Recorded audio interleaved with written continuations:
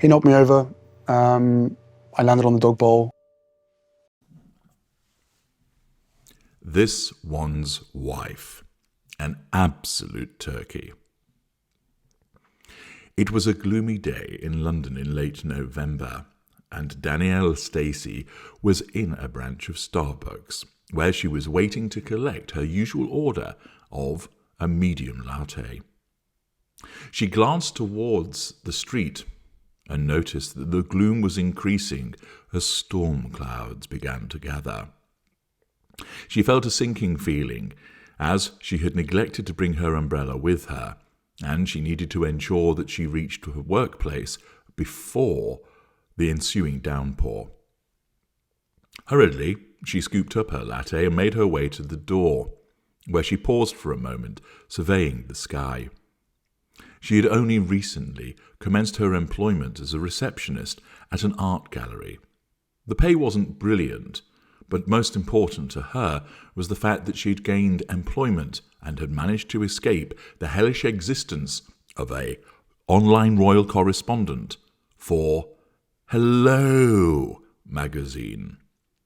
Yes, months earlier, Danielle had made the mistake of seeing something shiny and attractive in the street, which had lured her to one side. Causing her to fall through a trap door, she found herself within the confines of the Hello dungeon, where on a daily basis she was forced to trot out PR puff pieces for a variety of vacuous celebrities, including this one's wife. Hurriedly, she began to pace along the street. Her heels click-clacked against the paving stones as she negotiated her way past various people. Come on, she muttered under her breath. But it was then she felt the first splash of rain. Oh no, she muttered out loud. Her new hairstyle would be ruined, and she could not turn up at the art gallery looking like a drowned rat.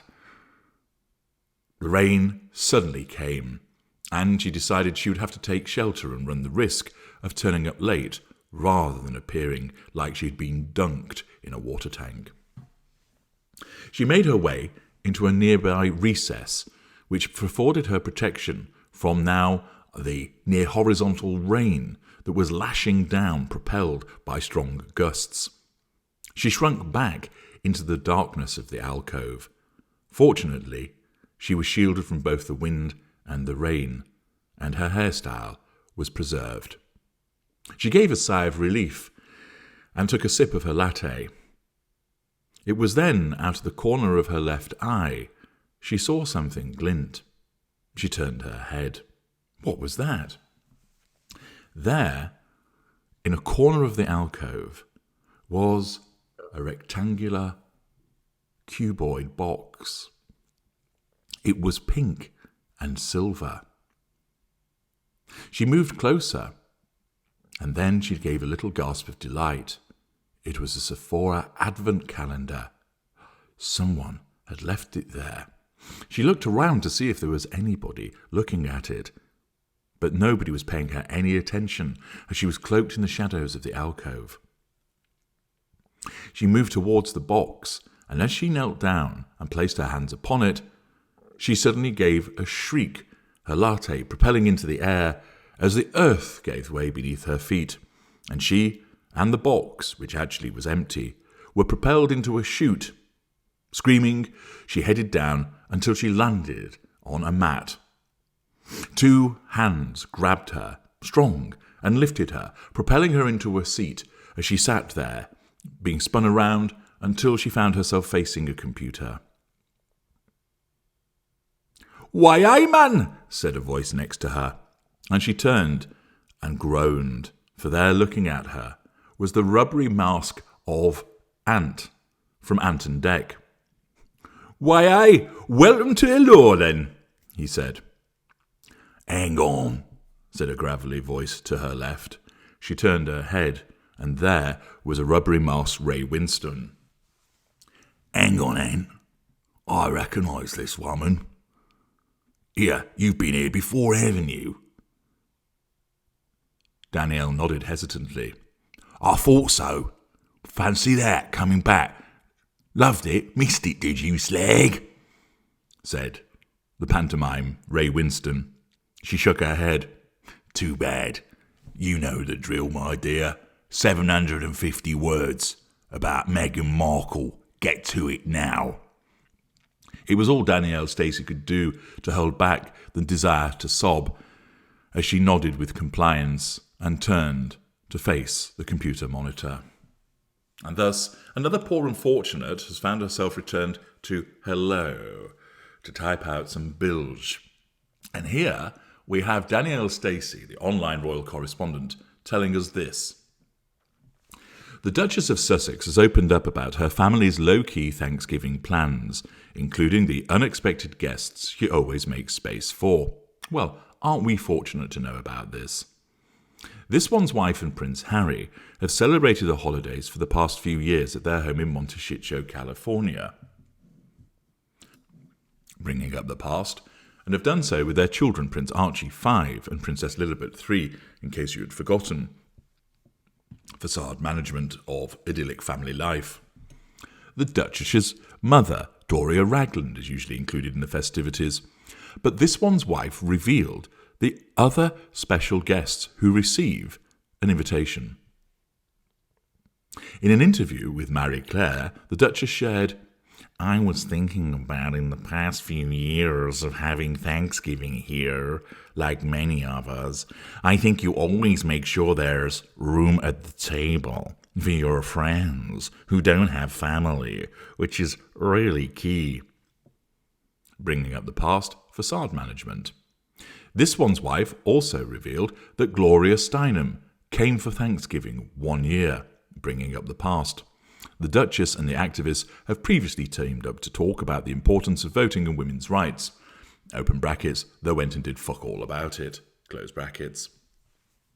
Talking about what the family likes to do on Thanksgiving, which falls on the 28th of November this year, this one's wife added, We're always making sure we have something fun to do. Like any other family, you spend time having a great meal, and then what do? Play games. All the same stuff. Someone brings a guitar. Fun. Well, thanks for that insightful observation that you do what everybody else does, but once again she portrays it as if she does it better than anyone else. The Sussexes who stepped back as senior royals in 2020, yada yada yada, have their own family traditions, with Archie and Lilibet leaving out carrots for the reindeer on Christmas Eve. Oddly enough, millions of other children do that as well.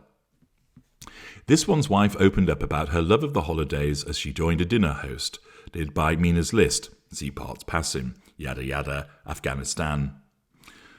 The Duchess has always been a self-confessed foodie, bringing up the past, and would regularly share recipes on her now-defunct lifestyle blog, The Tig. I mean, seriously.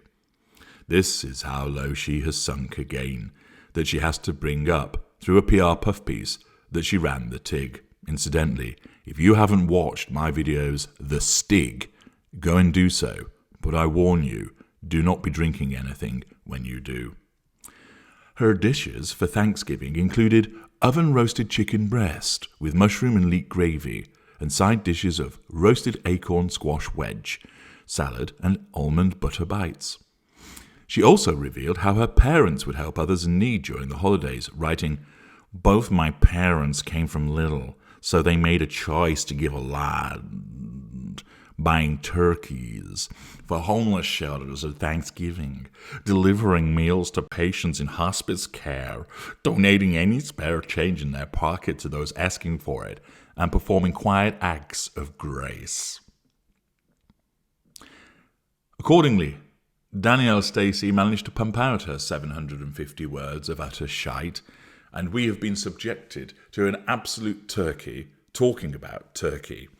That, once again, this one's wife, because she's not really doing a lot at the moment, needs to ensure that you are reminded of her at Thanksgiving by bringing up Thanksgiving pasts, by not telling you anything about what's going to happen this Thanksgiving, because basically she's going to be ordering a KFC on her own, and parceling all of that up as a bundle of bollocks that is pumped out on her behalf by Hello. It's been some time since I embraced the nonsense that Hello and You might say, well, at least they're consistent in their continuing pumping out of the PR nonsense on behalf of this one's wife. It demonstrates the necessity of maintaining the facade, but doing so with so little that there's nothing new to talk about, nothing in the future that might be of interest, and all that she can do is bring up the past to try and influence the now, a common manipulation of the narcissist. I'm HG Tudor. Thank you for listening.